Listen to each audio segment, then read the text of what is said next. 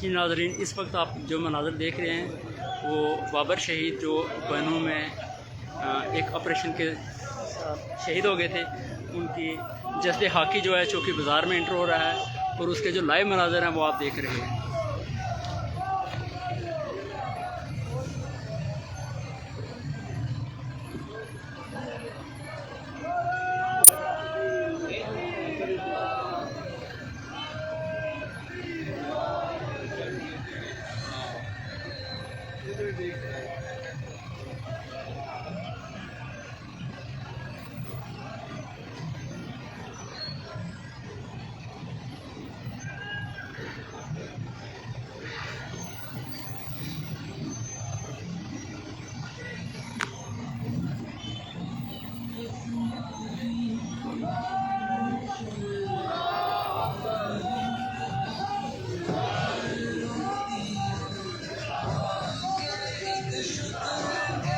दो बंदे इसमें आ जाओ।